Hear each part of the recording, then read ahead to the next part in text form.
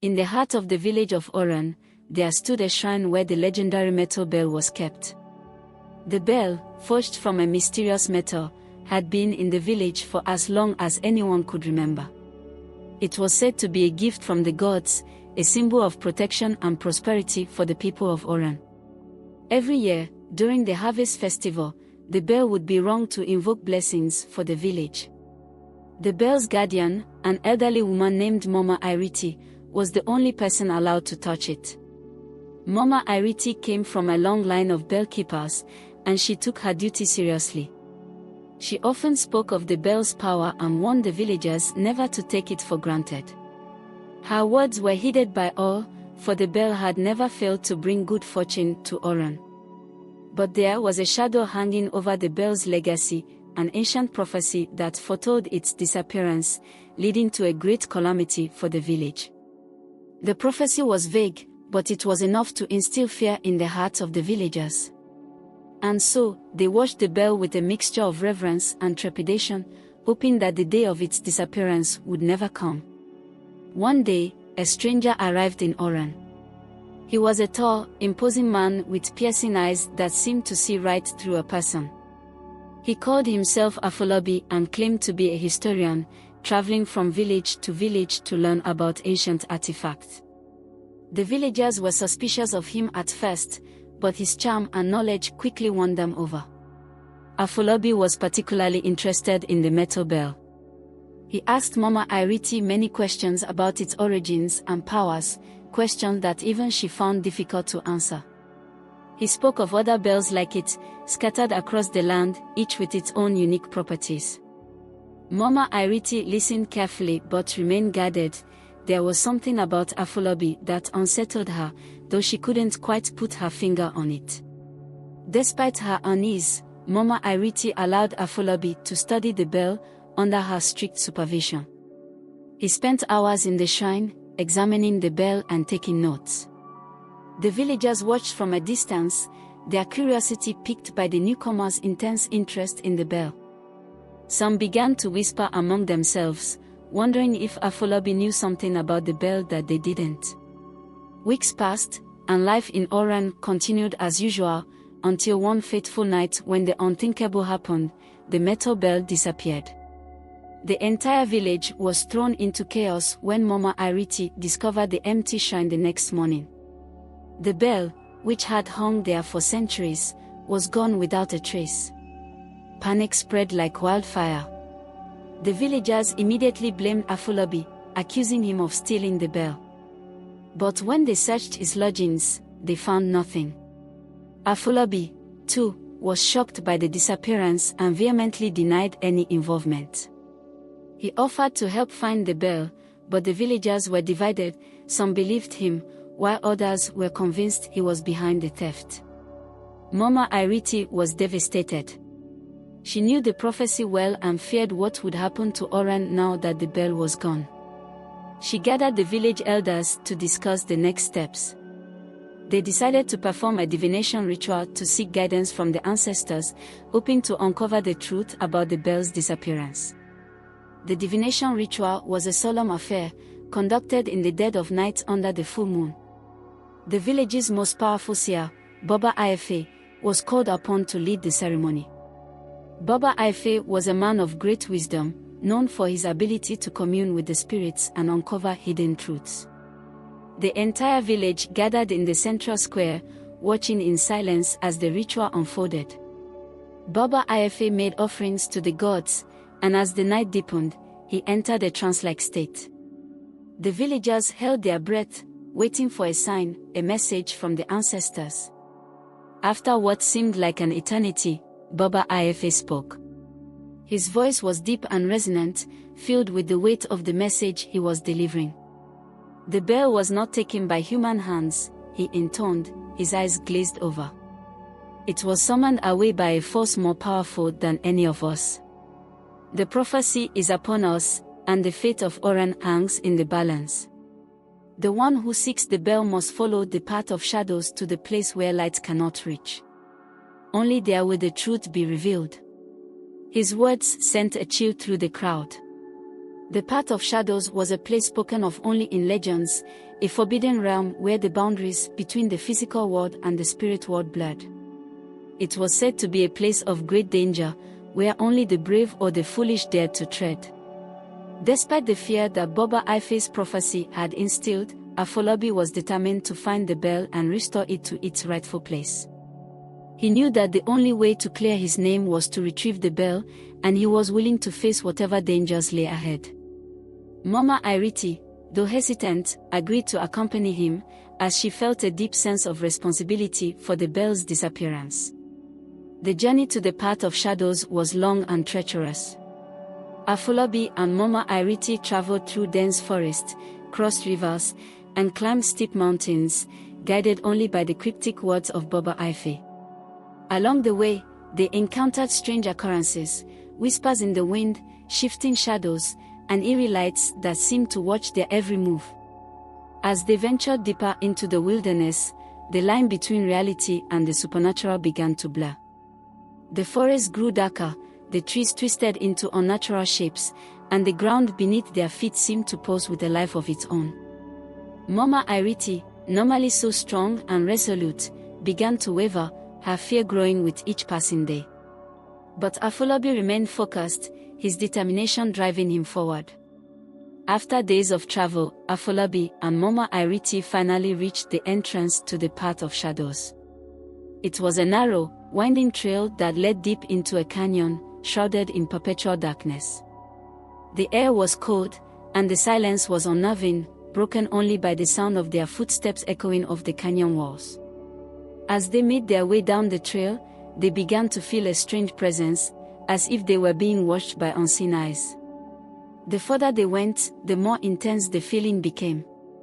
The shadows seemed to move of their own accord, shifting and swirling around them, creating the illusion that they were not alone. Suddenly, the shadows coalesced into a shape, a tall, imposing figure that appeared out of the darkness, blocking their path. It was neither man nor beast, but something in between, with glowing eyes and a voice that seemed to reverberate through the very air around them. "Why have you come here, mortals?" the figure demanded, its voice deep and resonant. "This is no place for the living. Turn back, or face the consequences." Afolabi, though frightened, stood his ground. "We seek the metal bell," he replied, his voice steady despite the fear gnawing at him. "It was taken from our village, and we must retrieve it." The figure regarded them for a long moment, its glowing eyes narrowing as if weighing their resolve. "The bell was not stolen," it finally said. "It was called away, for its time in the world of men has ended. But if you wish to reclaim it, you must prove your worth. There is a trial that you must undergo, the test of your strength, your will, and your spirit. Only if you succeed will the bell be returned to you." A sense of dread washed over Mama Iriti as she listened to the figure's words. She knew that this was no ordinary test, and that failure could mean more than just losing the bell, it could mean losing their lives, or worse. But Afolabi, resolute in his mission, nodded in agreement. "We will face this trial," he said. "Tell us what we must do." The figure led them deeper into the canyon, where the darkness seemed to grow thicker with each step. Eventually, they arrived at a clearing, where ancient stone pillars stood in a circle around the central altar. The air was thick with the scent of earth and something else, something metallic, almost like blood. "This is the trial of the ancients," the figure intoned. "Here, you will be tested by the spirits of those who came before you. Each pillar represents a different trial, a trial of the mind, the body, and the soul. You must pass all three to retrieve the bell. If you fail, you will not leave this place." Afolabi and Mama Iriti exchanged a worried glance, but there was no turning back now. They approached the first pillar, which was adorned with intricate carvings that seemed to shift and change as they looked at them. The figure motioned for Afolabi to step forward. "Begin with the trial of the mind," the figure commanded. "Prove your wisdom and insight, or be lost in the maze of your own thoughts." As Afolabi placed his hand on the pillar, the world around him began to dissolve, and he found himself standing in a vast, endless maze. The walls were made of thick, impenetrable fog, and the ground beneath his feet felt unstable, as if it could give way at any moment. He knew that this was a test of his intellect, a challenge to navigate through the maze and find the truth hidden within. The path was treacherous, filled with dead ends and traps designed to confuse and mislead. At times, the fog would part, revealing glimpses of his past, memories of his childhood, his family, his ambitions. But these were distractions, meant to keep him from his goal. Afolabi forced himself to stay focused, using his knowledge and intuition to guide him through the maze. After what felt like hours, Afolabi emerged from the maze, breathless and exhausted, but victorious. The figure nodded in approval, and the next pillar began to glow. This was the trial of the body, a test of his physical strength and endurance. Suddenly, the ground beneath them rumbled, and the altar transformed into a vast arena surrounded by high cliffs. At the far end of the arena stood a massive stone door, its surface etched with ancient runes. To reach the door, Afolabi would have to cross the arena, but the path was blocked by a series of deadly obstacles, giant boulders that rolled across the ground, spiked pits, and walls of fire that erupted without warning. Afolabi took a deep breath, steeling himself for the challenge ahead. He knew that this was a test not only of his strength, but of his courage and resilience. The figure's voice echoed across the arena. "Prove your physical prowess," it said. "Overcome the obstacles before you, and the path to the bell will be revealed." Without hesitation, Afolabi charged forward. The ground shook as the first boulder rolled toward him, but he nimbly dodged it, his reflexes sharp. He leaped over the spiked pits and sprinted through the walls of fire, his determination driving him forward despite the searing heat and the danger all around him. Each obstacle seemed more difficult than the last, but Afolabi pushed through, his body moving with a grace and power that surprised even him. With the trial of the body complete, Afolabi and Mama Iriti stood before the final pillar, the trial of the soul. This was the most feared of all the trials, for it required one to confront their deepest fears and darkest truths. The pillar was cold to the touch, and as Afolabi placed his hand on it, he felt a chill run through his entire being. The world around him faded, and he found himself standing in a dark, desolate landscape. The sky was a swirling mass of black clouds, and the ground was cracked and barren, as if drained of all life. In the distance, he could see a figure standing alone, facing away from him. As he approached, he realized with a shock that the figure was himself. The other Afolabi turned to face him, its eyes glowing with an unnatural light. It began to speak, its voice a twisted version of his own, filled with malice and contempt. "You think you are worthy of the bell?" the doppelganger sneered. "You, who have lied, cheated, and betrayed. You, who have abandoned those who needed you most. You are nothing but a coward, a fraud, unworthy of the power you seek." Afolabi recoiled at the harsh words, but he knew that this was the trial, the test of his soul. He had to confront the truth of who he was, the mistakes he had made, and the guilt that weighed on his conscience. It was not just a battle against an external foe, but a battle within himself. As the doppelganger advanced, Afolabi felt a surge of fear and anger, but also a determination to face his demons head-on. He had come too far to turn back now. He took a deep breath, steadied himself, and prepared to confront the darkest parts of his soul. The battle with his doppelganger was fierce and relentless, but in the end, Afolabi emerged victorious.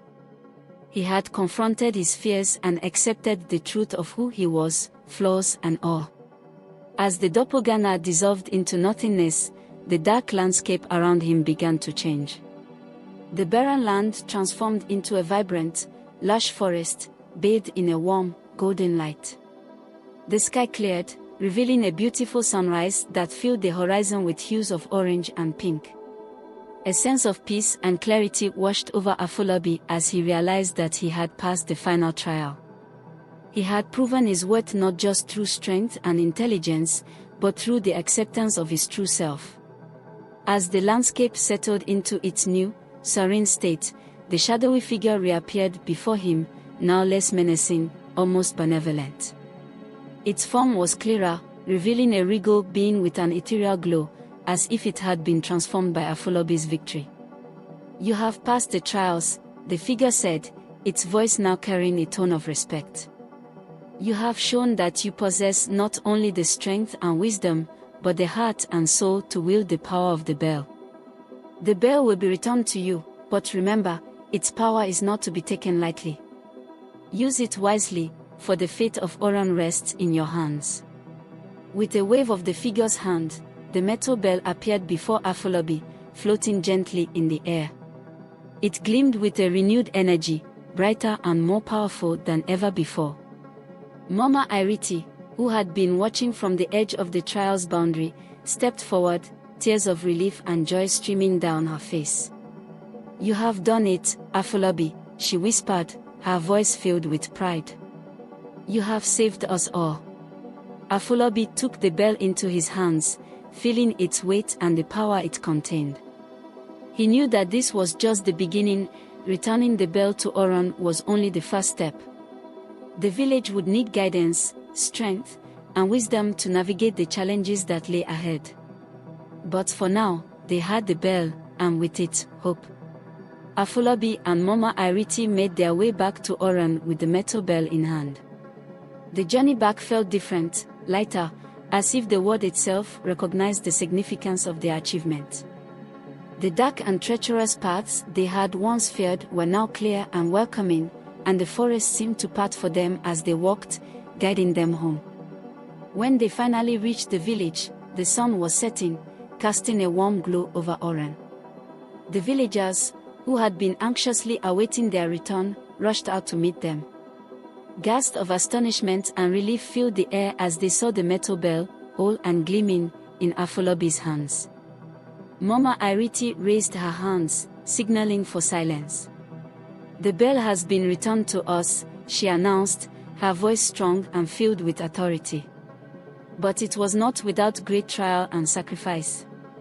Afolabi has proven his worth, and in doing so, has saved our village from the darkness that sought to consume it. We owe him our deepest gratitude." The villagers erupted into cheers, their fear and anxiety finally giving way to joy and celebration. They gathered around Afolabi, praising him and thanking him for his bravery. But Afolabi, though grateful for their words, knew that the journey had changed him. He was no longer the man who had arrived in Oran weeks before. He had faced his own demons, and in doing so, had found a strength within himself that he never knew existed. As the villagers celebrated, Mama Iriti led Afolabi to the shrine, where the metal bell was once again placed in its rightful spot. The bell's return marked the beginning of a new chapter for Oran, one that would be guided by the lessons learned during its absence. The days that followed were filled with celebration and renewal. The villagers of Oran, inspired by Afolabi's journey and the return of the metal bell, set about rebuilding and strengthening their community. The bell was rung during the harvest festival, and true to its promise, it brought prosperity and abundance to the village. But Afolabi knew that the bell's power was not just in its ability to bring material wealth. It was a symbol of the resilience and unity of the people of Oran. It had tested them, forced them to confront their fears, and ultimately brought them closer together. The trials had shown them that true strength came from within, and that their future was in their own hands. As the village thrived, Afolabi began to consider his next steps. He had come to Oran as a stranger, but now he was part of the community, connected to the people and their history in ways he had never imagined. He decided to stay, to help guide the village as it moved into this new era of prosperity and peace. Mama Iriti, who had watched Afolabi's transformation with pride, knew that her time as the bell's guardian was coming to an end. She approached Afolabi one evening, as the sun set over the village, casting a golden light over the fields. "You have proven yourself in ways that I could never have imagined," she said, her voice filled with warmth. The bell chose you, Afolabi. It is time for you to take up the mantle of guardian. Lead our village with the wisdom and strength that you have gained. Afolabi, humbled by her words, accepted the responsibility. He knew that it was not just about guarding the bell, it was about guiding the people, ensuring that the lessons of the past were not forgotten, and that the village continued to grow and prosper. Years passed, and under Afolabi's guidance, the village of Oran continued to thrive. The metal bell remained a powerful symbol of the village's unity and strength, and its legacy was passed down through the generations. The trials that Afolabi had faced became stories told around the fires at night, teaching the younger generation about the importance of courage, wisdom, and self-reflection. Mama Iriti, now retired, watched with satisfaction as the village flourished. She knew that the bell had chosen wisely, and that Afolabi's leadership would ensure that Oran remained a place of peace and prosperity for many years to come. As for Afolabi, he found contentment in his new role. The journey to retrieve the bell had changed him in ways he could never have imagined, but it had also given him a purpose, a reason to stay and build a life in Oran. He married, had children, and became a respected elder in the community. The bell's power had not just restored the village, it had also brought Afolabi the home and family he had always longed for. The metal bell, once a simple artifact, had become a symbol of something much greater. It was a reminder that even in the darkest times, there is always hope, and that with courage and determination, anything is possible. I hope you enjoyed and learned something from this story. Please kindly like the video, comment your thoughts, and please subscribe for more enchanting tales. Thank you.